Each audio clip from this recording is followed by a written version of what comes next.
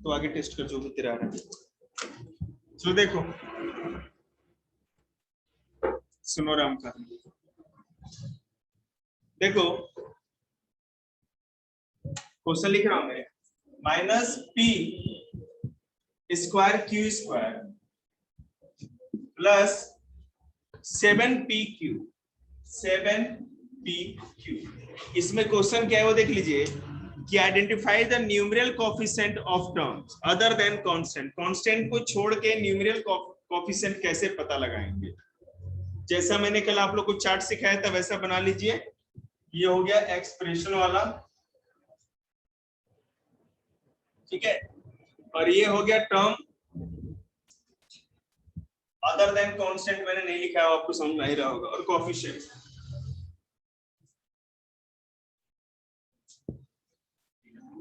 हमारा इक्वेशन क्या है, minus P square Q square पहला है प्लस 7p, ये है ना। अब इसे minus P square Q square जो हमारा है, इसमें देखते हैं क्या है। इसमें यहां पर देखो मतलब कि इस तरह multiply minus P square into Q square इसी तरह है ना, एक साथ लिखा हुआ है। मैं आपको एक बार और समझाता हूं, यहां देखो ध्यान से, minus P square Q square एक साथ लिखा है, मतलब कि बीच में मल्टीप्लाई। ध्यान दे के सीख लीजिए, नहीं आएगा तो बोलिए। अब देखो माइनस पी के पहले कुछ है, 1 2 3 4 5 कुछ नहीं है, मतलब 1 तो होता है नहीं, हिडन होता है, इसका मतलब इसमें 1 है। और यहाँ पर भी कुछ नहीं है, यहाँ पर भी कुछ नहीं, मतलब 1, ठीक है। अब ध्यान दीजिए, -1 माइनस पी मतलब कुछ नहीं, तो -1 इंटू 1, तो माइनस प्लस क्या होगा, -1 1 जा 1, तो इन पूरे के पूरे इक्वेशन का क्या निकल के आ जाएगा, -1 है। मैं फिर से आपको समझा दूं, ये माइनस पी स्क्वायर है और ये क्यू स्क्वायर है, दिख रहा है आप लोग को। अब माइनस पी स्क्वायर है मतलब इसके साथ जो 1 लगा हुआ है वो माइनस ले लेगा, तो -1 हो जाएगा। अब इसके पहले क्यू के पहले कुछ नहीं है, मतलब 1 है, और ये प्लस में है, माइनस में तो साइन है नहीं, तो ये +1 है।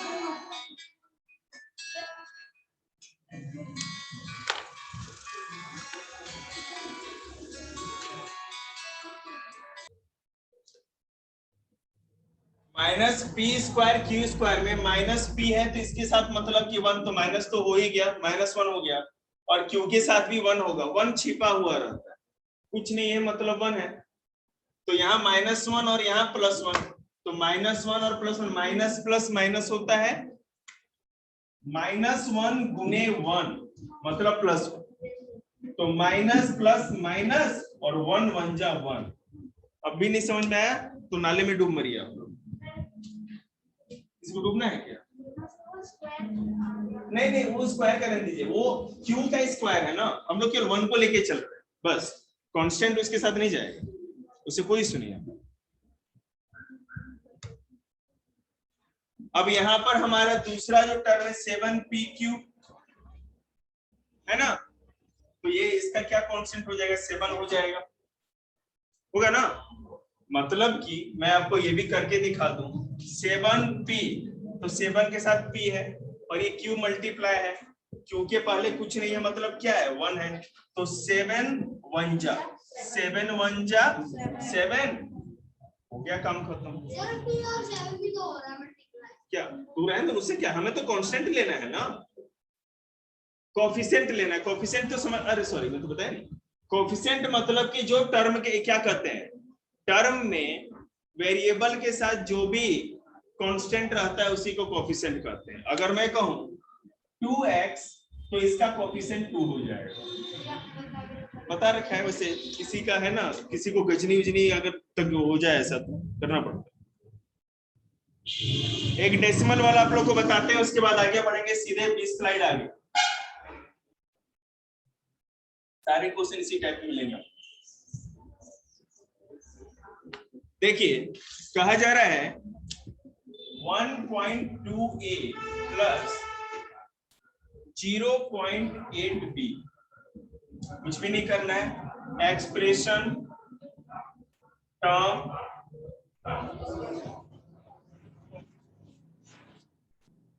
1.2a प्लस 0.8b, तो 1.2a 0.8b, ठीक है, यहां तक समझ में आ रहा है आपको?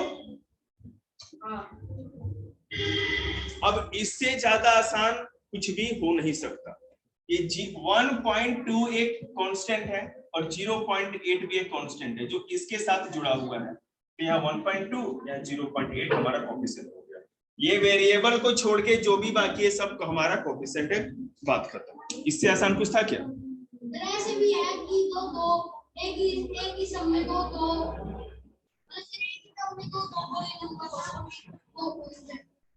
जी हाँ हो जाएगा, क्या दिक्कत है? देखिए आगे चलते हैं, करके दिखाते हैं आपको। देखो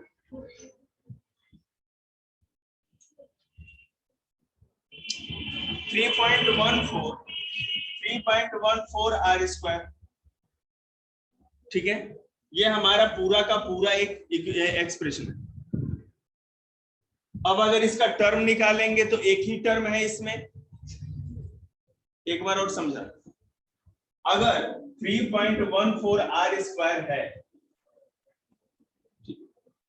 जब तक प्लस माइनस कुछ होकर के दूसरा नहीं जुड़ता तब तक दूसरा टर्म तो आ ही नहीं सकता। इसका मतलब इसमें एक ही टर्म है, टर्म में भी एक ही होगा।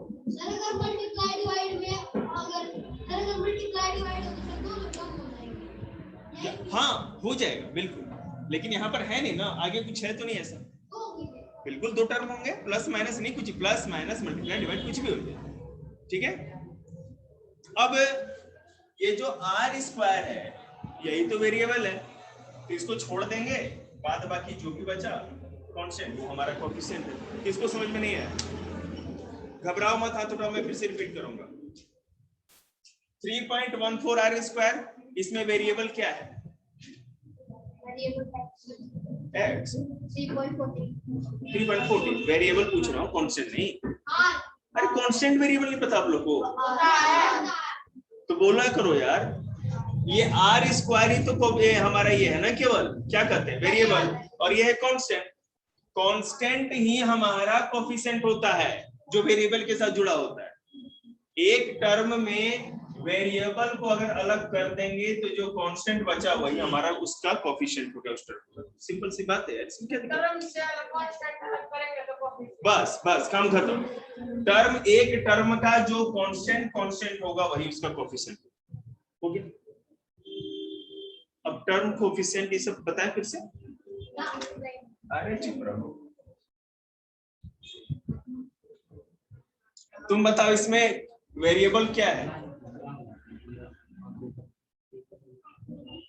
x है, ये हो गया वेरिएबल, और दो क्या है?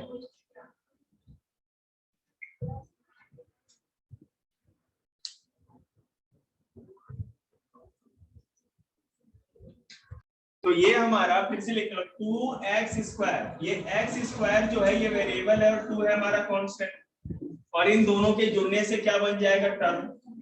और फिर इस टर्म से कहा जाए कि आप कोएफिशिएंट अलग कर दो, तो कुछ नहीं करना, कोएफिशिएंट अलग कर दो मतलब कि वेरिएबल को अलग करके रखने दो, और जो बच गया वही हमारा कोएफिशिएंट है। वेरिएबल छोड़ देंगे, जो कांस्टेंट है वही हमारा हो जाएगा कोएफिशिएंट।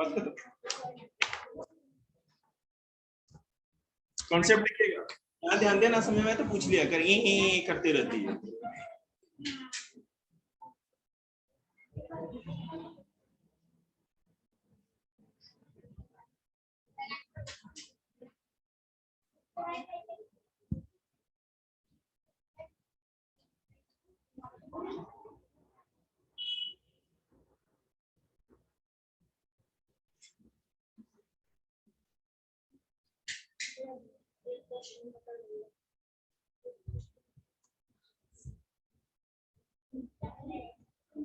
ऊपर कौन चढ़ा है? अब तो ऊपर क्यों देख रहा है, आंसर है वो। देखिए टर्म क्या है, फिर से एक बार समझो। जब कांस्टेंट और वेरिएबल जुड़ते हैं और उसके बाद कोई प्लस माइनस नहीं रहता तो हम उसको क्या कहते हैं, टर्म कहते हैं। ये तो आपको पता है। जैसे अगर मैं लिख दूं 28x, तो ये हमारा एक टर्म हो। तो मोनोमियल जिसमें केवल एक टर्म हो, बाइनोमियल जिसमें दो टर्म हो, और ट्राइनोमियल जिसमें तीन टर्म हो। और पोलिनोमियल नहीं लिखा आपने। पोलिनोमियल जिसमें कि पोलिनोमियल में तीन से ज्यादा या कितने भी कम या कितने भी ज्यादा, वो सारे के सारे पोलिनोमियल हैं। कम से भी कोई दिक्कत नहीं। 1 2 एक टर्म वाला, दो टर्म वाला, तीन टर्म वाला भी पोलिनोमियल होगा और तीन से ज्यादा टर्म वाला भी पोलिनोमियल होगा।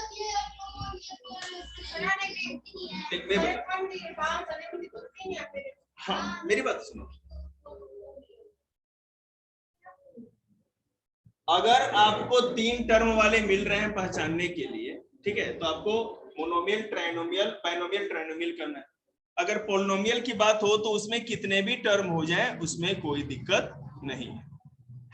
अगर सर हम मान चार पूछे गए, चार क्वेश्चन में बताने हैं, देखिए बताने हैं, अगर सर एक टर्म हो तो पोलिनोमियल।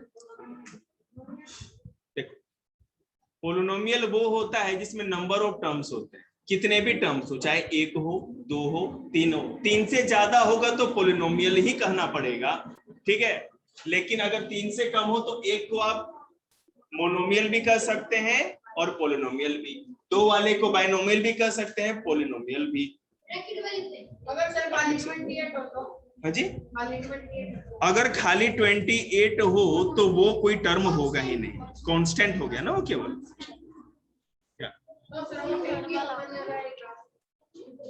सोनी एक बार सर्वनाम दो चार फिल कर दीजिए करवा। देखो चिंता मत कर बेटे, मैं करा रहा हूँ ना, आपको दिक्कत नहीं है। ये समझ में आया आपको? ये तीन समझ में आया कि नहीं ये बताओ। पोलिनोमियल मतलब तीन से ज्यादा और नहीं तो कोई भी। पोलिनोमियल में सब कुछ होता है, लेकिन तीन से ज्यादा वाले को क्या बोलोगे? पोलिनोमियल। हाँ थैंक यू। हाँ भाई, तुम्हें कहाँ पेनल्टी लगा रहा हूँ।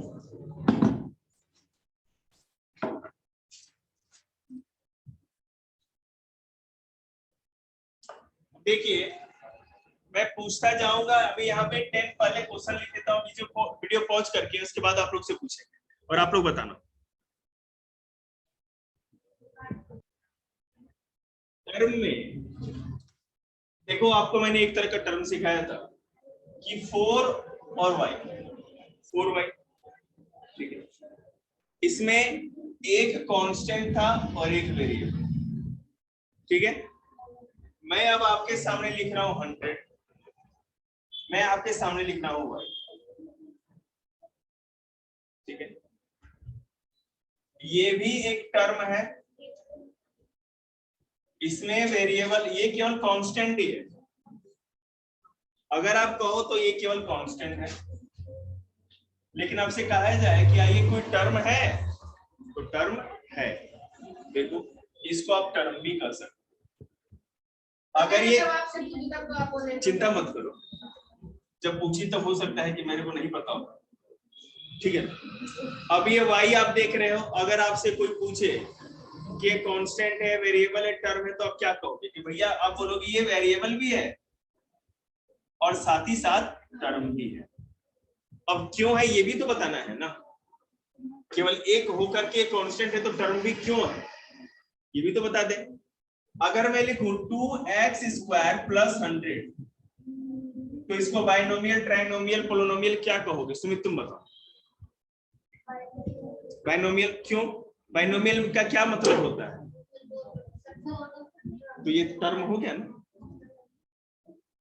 और इसलिए तब अकेले भी रखेंगे तो टर्म है। अगर मैं 2x स्क्वायर प्लस y कहूं तो ये बाइनोमियल है, ट्राइनोमियल है, क्या है? हाँ बाइनोमियल है, क्योंकि इसके साथ जुड़ के ये भी तो एक टर्म बन के ही तो इसको बाइनोमियल बना रहा है।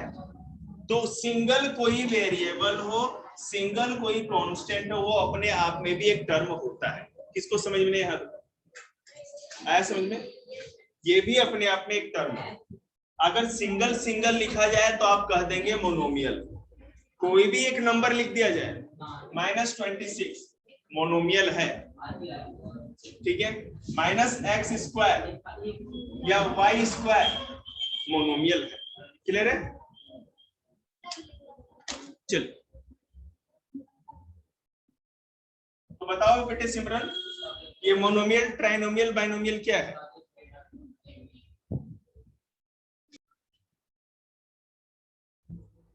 देखो 2x square plus 4x plus 9x cube plus x, दिख रहा है आप लोग को? दिख रहा है? 2x plus 4z plus 3y plus 5n square. Like और अनलाइक टर्म वो होता है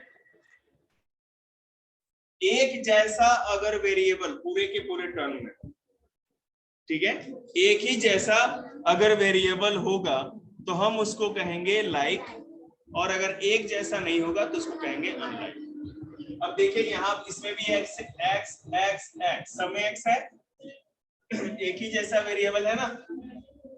ABCD में केवल एक ही जैसा ABCD हो, x केवल एक ही है ना, इसमें YZ तो नहीं है, तो ये लाइक आप कहोगे, लाइक टर्म, ये सारे लाइक टर्म होंगे। और इसमें ये देखिए x है, z है, या y है, या n है, तो ये क्या हो गया? अनलाइक। इतनी छोटी सी बात, ठीक है। कुछ क्वेश्चन कराते हैं आप लोग, नहीं समझ में आया तो बोलिए, किसको नहीं समझ में आया? नहीं आया तो हमें कोई दिक्कत नहीं है, जिसको नहीं समझ आया पूछ सकते हैं।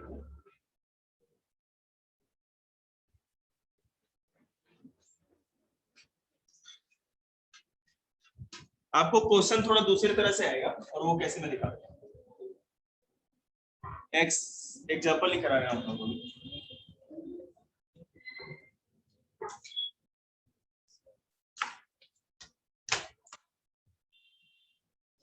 कल पूरा कॉन्ग्रेंस ऑफ ट्राइंगल मेरे को कंप्लीट चाहिए था, ऑल टू ऑल, याद रखिए इसको।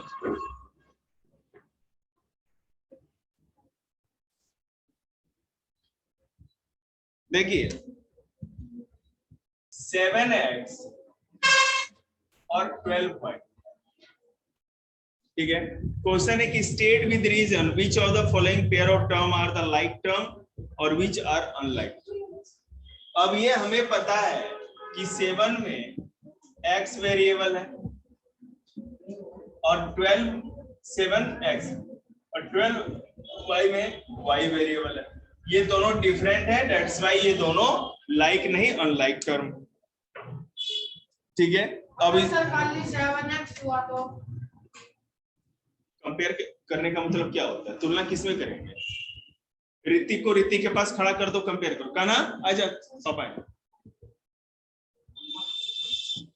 आ गया। 15x माइनस 12x, तो देखिएगा 15x में x वेरिएबल है और 12x में क्या कहते हैं x वेरिएबल है, दोनों कॉमन है, तो लाइक टर्म हो गया। काम करते हैं, आगे चलते हैं। समझिएगा कैसे ये, अगर किसी क्वेश्चन में कोई भी वेरिएबल नहीं है, नो वेरिएबल मतलब कि लाइक टर्म, ठीक है, क्योंकि दोनों में बराबर है ना, दोनों में वेरिएबल नहीं। हो गया काम।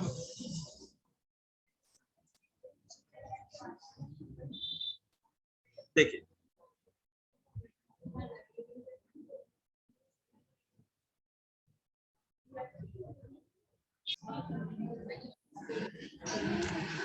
जैसा भूत वैसा पूछो। देखो अब कहा जाए क्वेश्चन हो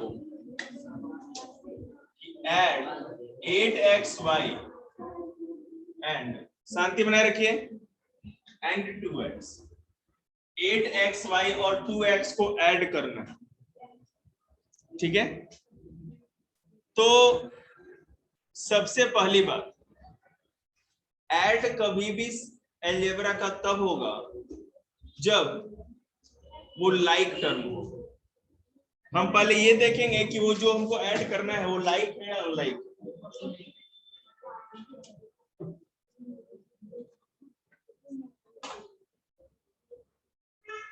एक मिनट,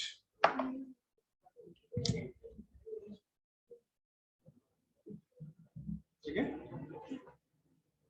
अब देखो यहाँ एक्स वाई है और यहाँ केवल एक्स, ठीक है।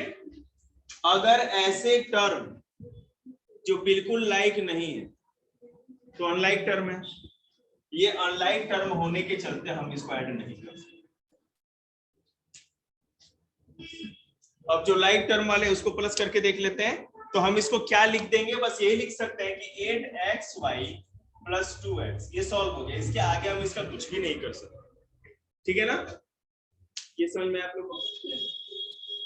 लाइक का मतलब है यहाँ xy है तो यहाँ भी xy होना चाहिए था, बिल्कुल एज इट इज, वेरिएबल बिल्कुल एज इट इज होगा तभी हम कुछ करेंगे। आगे देखिए,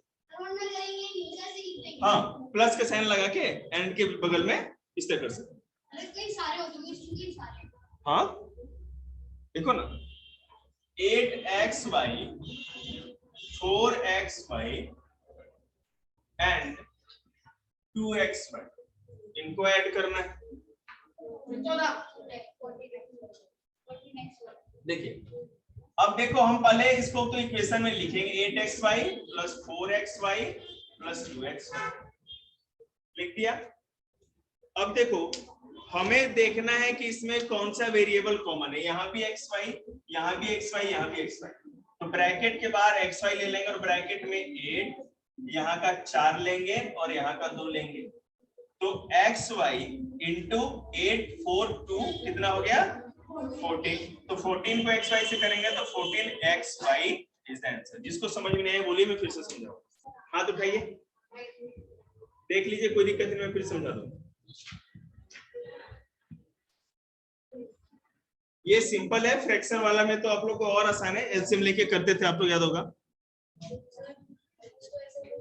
हाँ करते रहिए, नहीं xy बाद में ही लिखा जाएगा, कभी भी xy 14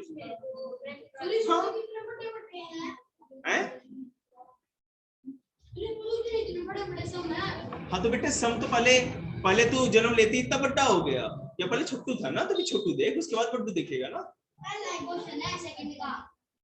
तो मैं तेरे को बेसिक सिखा रहा हूँ, क्वेश्चन नहीं करा रहा मैं।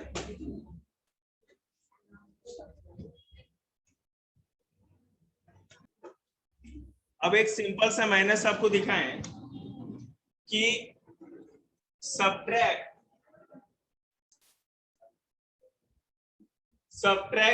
4n from 7n। समझने की पहले जैसा लिखा है उसका इक्वेशन बनाते हैं। देखिए तो लिखा है फ्रॉम 7n, तो 7n पहले लिखेंगे, फ्रॉम हो गया, क्या कर रहा है सब्ट्रैक्ट, ठीक है, ये सब्ट्रैक्ट है 5 और ये 4n है, लिख दिया हमने। अब देखो क्या करेंगे, यहाँ भी n यहाँ भी n, ब्रैकेट के बाहर n ले लेंगे और 7 - 4 कर दिया, तो n ब्रैकेट और ये इंटू 3 हो जाएगा, ये n इंटू 3 मतलब कि 3 है। ये n3 मत लिख देना, हमेशा वेरिएबल बाद में होता है, कांस्टेंट पहले था, 3n हो जाएगा। 3 को n से मल्टीप्लाई करेंगे तो 3n हो जाएगा। क्लियर है? ठीक।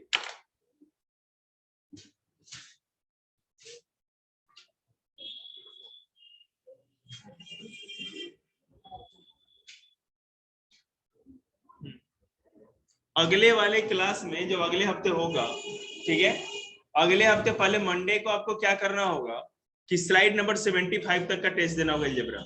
ये मैं नोट्स भेज दूंगा ग्रुप पर, इसकी प्रैक्टिस कर लीजिएगा। ये अभी बताते हैं कि अगले हफ्ते जो मंडे का पहला टेस्ट होगा अलजेब्रा होगा और 75 नंबर स्लाइड्स तक ही होगा। ट्यूसडे का जो टेस्ट होगा कांग्रेंस ऑफ ट्रायंगल होगा। अगले क्या, अच्छा अभी इसी हफ्ते है ना? हाँ ठीक ठीक, मैं तो भूल ही गया, बता।